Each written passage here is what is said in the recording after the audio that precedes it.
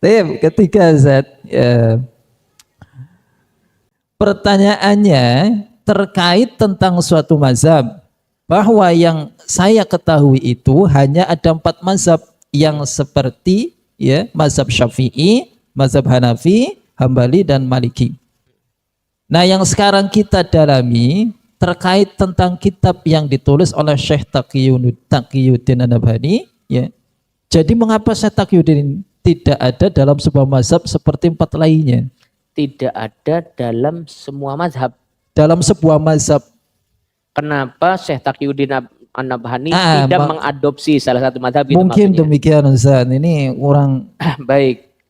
Jadi Syekh Taqiyuddin An-Nabhani itu secara fikih sebetulnya lebih dekat ke mazhab Syafi'i. Ya, lebih dekat ke mazhab Syafi'i. Maka sebetulnya Syekh Taqiyuddin An-Nabhani itu membuat kitab sendiri khusus tentang sholat. Kitabus Sholah. Ada kitab fikih sholatnya Syekh Taqiyuddin An-Nabhani. Tapi ini tidak kemudian menjadi rujukan wajib kepada syabab. Kenapa?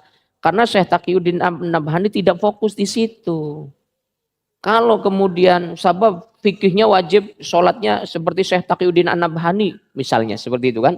Sementara sabab sendiri beragam macam-macam. Ana sing kunut, ana sing ora kunut, lamun subuh gitu kan. Ana sing salate lurus, ana kang goyang-goyang kayak mengkayak gitu kan. Sabab sendiri macam-macam. Nah, sehingga kalau misalnya ternyata Syekh Taqi memaksakan kitab itu agar kemudian ditabani oleh para pemuda, ini dampaknya akan tidak baik. Kenapa? Karena Syekh Taqi fokusnya bukan di fikih ibadah. Fokusnya di fikih muamalah dan fikih siasah. Fikih muamalah, ada nizamul iqtisadi, ada fikih siasah, ada daulah, kan gitu. Fokusnya di situ. Kenapa? Karena muaranya ada di muamalah dan ada di daulah, ada di politik. Jadi kalau masalah sholat apa sih udah banyak yang ngurusin, gitulah bahasa gampangnya gitu. Ya, kalau sholat udah banyak yang ngurusin, kiai-kiai kampung juga udah banyak yang ngurusin. Kalau saya Taqiyuddin An-Nabhani ngurusin ya wis keakean gitu kan. Ya betul. Yang nggak ada yang ngurus apa? Muamalah, terlebih lagi siasah politik. Maka disitulah menjadi konsennya Syekh Taqiyuddin An-Nabhani. Gitu. Jadi bukan Syekh Taqi enggak bermadhab, enggak bermadhab. Secara fikih tadi lebih dekat ke Imam Syafi'i rahimahullah. Apalagi kalau kita lihat bagaimana kakeknya Syekh Taqi yakni Syekh Yusuf An-Nabhani. Beliau itu Syafi'iyah tulen beliau itu. Itu kitab-kitab tasawufnya itu jadi rujukan kiai-kiai pesantren NU. Saya kemarin ada pembahasan tentang hukum mahalul qiyam. Mahalul qiyam, paham boten mahalul qiyam itu lamun sholawatan berjanji mahalul qiyam berdiri. Itu ditanya hukumnya apa mahalul qiyam itu? Ternyata hukumnya sunnah.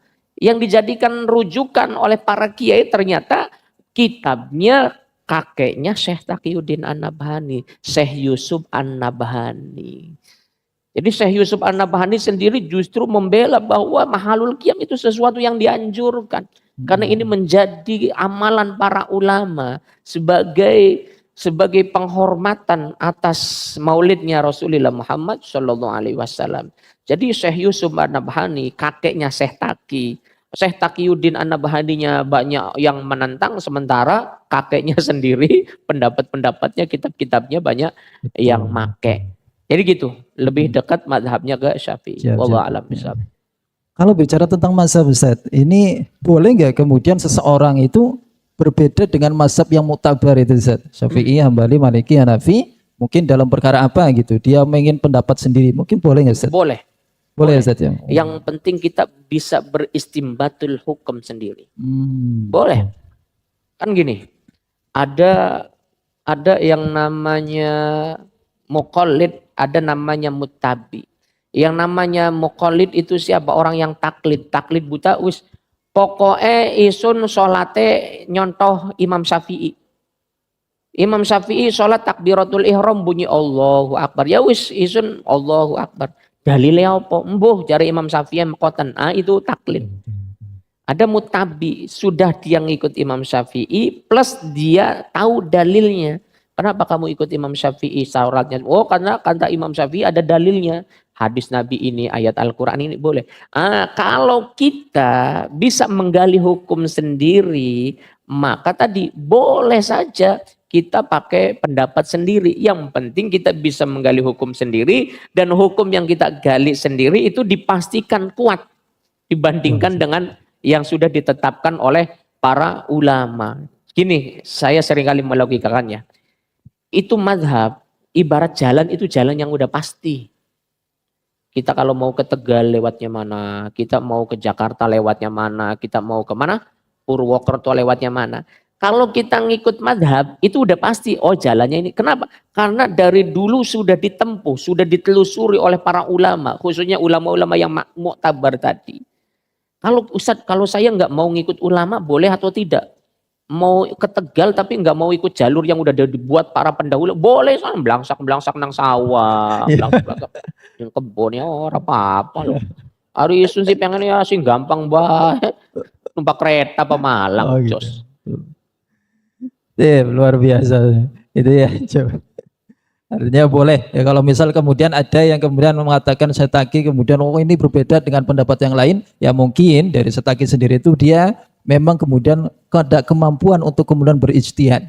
Jadi mungkin tadi disampaikan ya selagi kemudian punya ilmu, ya kemudian punya kapasitas untuk kemudian melakukan sebuah ijtihad, ya insya Allah boleh untuk menggali hukum sendiri. Itu jadi nggak ada masalah terkait kemudian kitab-kitab yang kemudian mungkin diadopsi oleh yang didalami ya, teman-teman yang kemudian mengaji di Syekh Taqiyuddin An-Nabhani gitu.